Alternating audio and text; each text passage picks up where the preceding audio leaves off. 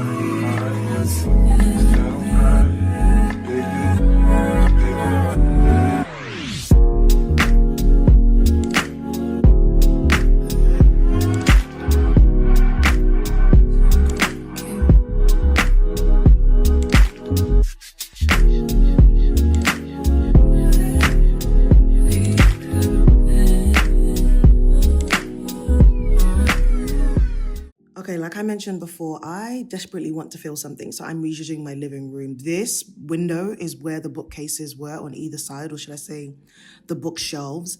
But I thought, why not put it beside the TV stand? Because I've always felt like the wall beside the TV stand was kind of like, just there and not much that I could do, because I don't want to hang the TV up.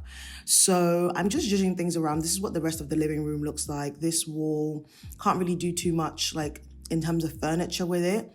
Space-wise, my sofa is about 2.7 meters long.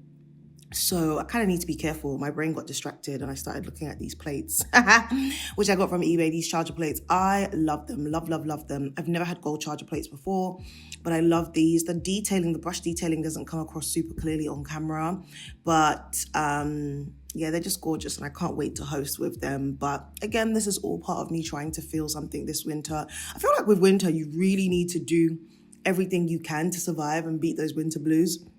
So all of this is part of the process of me just working it out. Can you see the lamp in the background, the table lamp, the gold lamp? It's just going to go beautifully with everything I've picked out and I'm so excited, cannot wait. But yeah, I thought it would be good to give everything a good clean down. This is me making a Zoflora and Fairy liquid mixture. If you're in the States, just use Dawn, like the green one, the antibacterial one typically. And I gave my skirting boards a good wipe, or baseboards. Then I gave the floors a good clean, a good hoover. I love nothing more than hoovering. Listen, followed closely by watching Scott Evans on YouTube. Absolutely love his show, House Guest. And it was quite a bit of the inspiration for my podcast show that I've got on YouTube. Well, different, but yeah, different. Like Oprah, Martha, those were like my core inspirations, but I love watching Scott Evans. Gave the shelves a good clean and then restyled them. And I will talk you through the process of kind of what to bear in mind when you're styling your shelves. Obviously, take or leave the advice based on your aesthetic and what you like.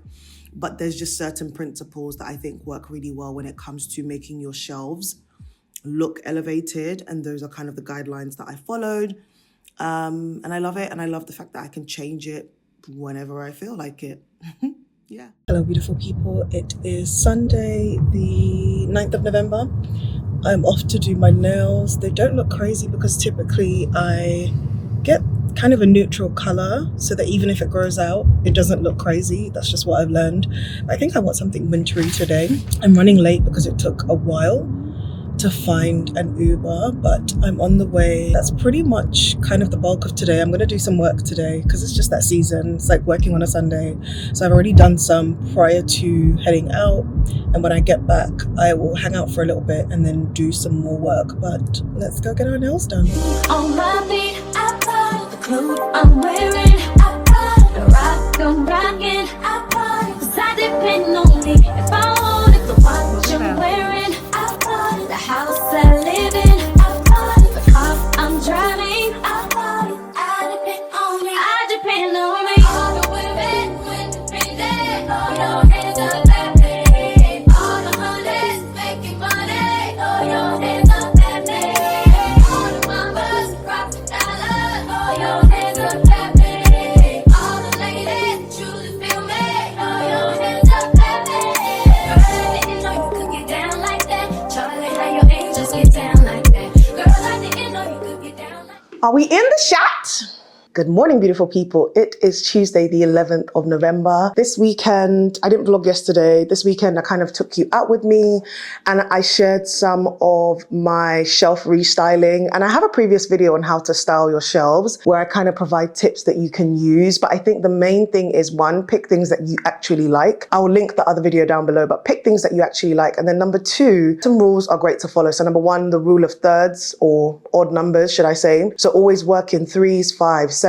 You want to have little styled moments on the shelves. I think sometimes it's easy to look at shelves and think of them as kind of like, oh, you just want to organize or like put your mess there, store your stuff. Yeah, you think of it as storage, but you kind of need to think of design principles. Too much can look too cluttered, too busy. And if you have symmetrical shelves, so for example, the way I have one on either side, you're not only thinking about how one shelf looks, you have to think about both and what happens to the eye when it goes from one to the other. The same with a tablescape. You have varying heights because otherwise it's a lot for the eye to take in on the same level. So with the shelves, think about things like that and how you can style that moment and not just have it as solely functional. It needs to be practical for storage, yes, but also think about styling and pick things that you like. Go with odd numbers, so 3s, 5s, 7s, and also think about how the eye moves through those items as well. So if you're going to have one piece, like let it be the one statement. And then if you're going to have a shelf with multiple things, you can do the 3 vertically or horizontally. So you can have a stack of books, for example, a big book, a smaller book, and then something smaller on top to pull the eye upwards.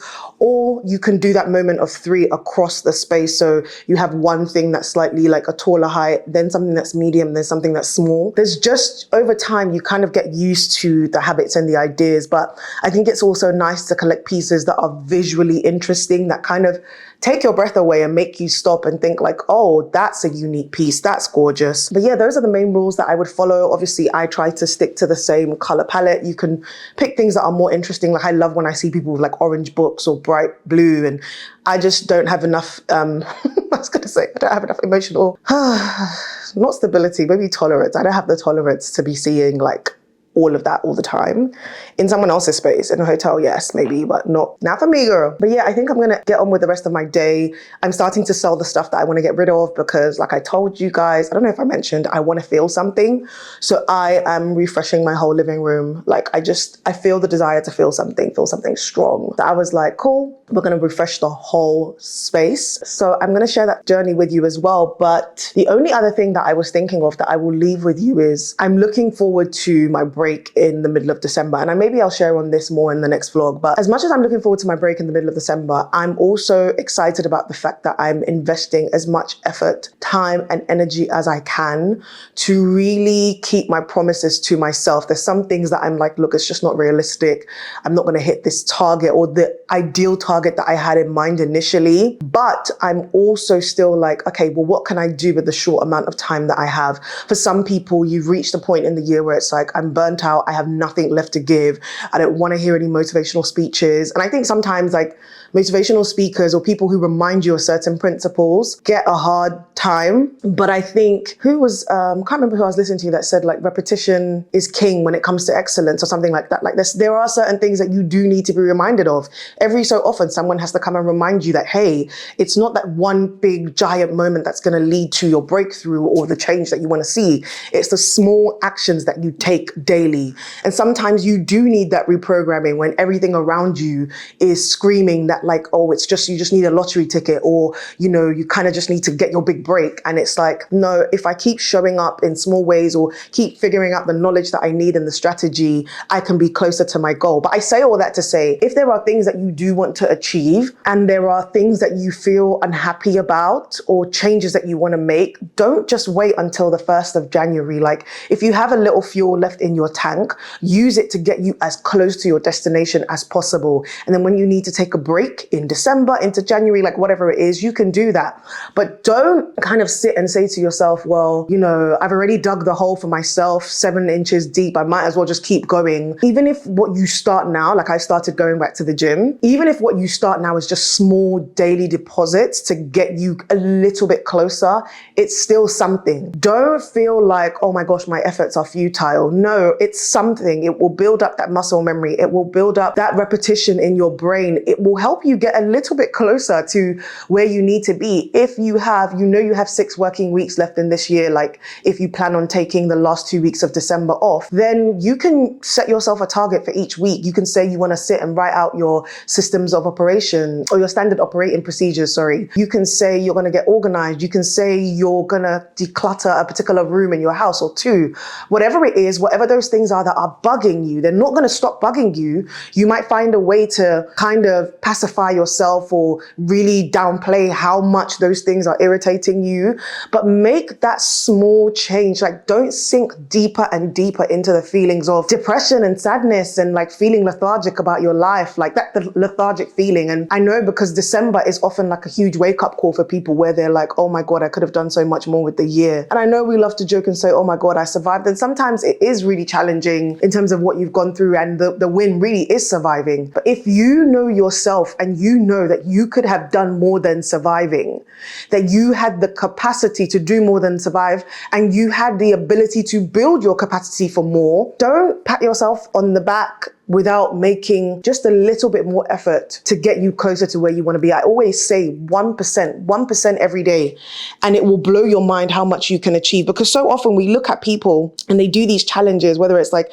people that have trained for a marathon or done 75 hard, or Salem Kinging that did, this creator that I followed that did 101 days of tips for creators. And I could not believe that within this year, he started in what felt like the middle of summer or closer to the end of summer. And by the time he got to day 101, I was like, how? And I think we do ourselves a disservice when we try to get like these quick wins and we're like, I just need a 7-day like miracle or like a 7-day fast or like whatever. Like, it's like pick out 30 days or 40 days and just say, I'm going to focus on this one thing and I'm going to show up and do 1% every day and I'm going to learn. And by the end of it, you're going to be much quicker than when you started. And by the end of it, you're going to feel a level of pride in yourself and you're going to give your brain evidence that you can do hard things. And sometimes that's all your brain needs. That's why people who often lose a lot of weight, and sorry that weight keeps being the thing that I'm referring to, but people who often like go to the gym, become obsessed with training, they become like evangelists, because it's almost like they can change their lives completely because their brain is like, oh, we didn't die when we did the squats. You give yourself evidence that you can do hard things. You don't wake up a year, 2 years in, deeply unsatisfied with your life and then spewing that onto everyone else, because that's what ends up happening. Like, I remember the TikTok video where someone said, like, look after yourself so you don't become that auntie that is overly critical. We love to make fun of those aunties where it's just like, why she do that? Oh, I da. Like, or the people in general, aunties like a stereotype, but like the people in general that are overly critical of other people and every decision that they make. And that might be you. If you find yourself always having to comment on the way someone has done something, why did they do that? Why did they choose that? I would never. Oftentimes, not always, but oftentimes, if you sit down and have a hard conversation with yourself, you are likely unhappy with several things in your life, or you're regurgitating the insecurities that were given to you at some point. But let's focus on being unhappy with your life. When you are unhappy with your life, the decisions that you're making, where you are in life, even if where you are, I always say, like, your 60% could look like 100% to someone else, and they will applaud you and be like, oh my God, you have this. Oh my God, that's so miraculous. But you, deep down inside, you know what 100% would feel like to you. If you stay in that place of not making an effort to bring 1% each time to get you closer to what your 100% looks like, you will be deeply unhappy. You will be overly critical of other people all the time. It will spew out of you and you won't even realize you're doing it. And you'll be like the miserable person that people don't want to share many things with in terms of news or risks, because they always say misery loves company, and you don't even realize that you are the misery that loves company. So I remember the TikTok where the girl said, like, work on yourself so you don't end up being that spiteful friend, that Debbie Downer, like that person that's just always critical. And it's the same when it comes to your life. That unhappiness that you feel, that sadness that you're trying to avoid, that misery that you're in denial about, my dear, it oozes out of you, and people can see. They may not be able to have language for it, but they can feel that, and they end up wanting to protect themselves from that. Those feelings of jealousy that start to spill over, even if you wouldn't call it jealousy, people sense and feel that, and it becomes overwhelming. And it's just like, I always say it, the people who have tried to do something, people who have tried to launch something, people who are in the battlefield trying every day, they are not the ones you see criticizing other people, leaving weird comments. They are not the ones that you see commenting on how someone looks on camera, how big they look. And they're not the ones that you see commenting on someone's office clothing. They are so focused on, how can I use my shovel today to dig myself further out of this hole? Like, what am I doing today to get that 1% input? They're not out here focused on, clearly I still have sour feelings. Someone on one other video told me that, like, my eyelash, they were trying to listen to what I was saying, but they couldn't pay attention because my eyelash was lifting off. And I'm like, babe, you're in for a surprise, because there will be times when I will be on camera and my wig is facing North Korea. Like, you cut that out.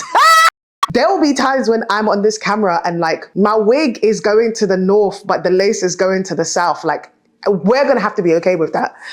Do you know what I mean? Because there's other things to focus on here. Obviously, great focus on presentation, all of that. Let me sign off the vlog with the quote from Brene Brown that I love. I hosted an event called Daring Greatly based on many of the principles that Brene Brown shares in the book. And I had Hyatt Reader as the guest speaker. And you can see the video of that on one of my YouTube videos. But let me get you the quote.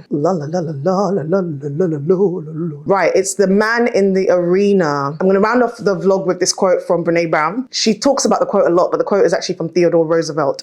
It says, "It is not the critic who counts, not the man who points out how the strong man stumbles or where the doer of deeds could have done them better. The credit belongs to the man who is actually in the arena, whose face is marred by dust and sweat and blood, who strives valiantly, who errs, who comes short again and again, who spends himself in a worthy cause, who at the best knows in the end the triumph of high achievement, and who at the worst, if he fails, at least fails while daring greatly, so that his place shall never be with those cold and timid souls who neither know victory nor defeat." Like, how do you have so much to say when you ain't doing jack? Everyone is entitled to their opinion. Okay, but maybe we should have like some sort of certification. Another one that I love from her, or an actual quote from her, "It's worse to spend your life on the outside looking in, wondering what if, than it is to try and dare greatly and risk the chance of failure." Daring greatly is being brave and afraid every minute of the day at the exact same time. You either walk inside your story and own it, or you can stand outside your story and hustle for worthiness. I'm gonna leave y'all with that, and I will catch you on the next vlog. Toodles.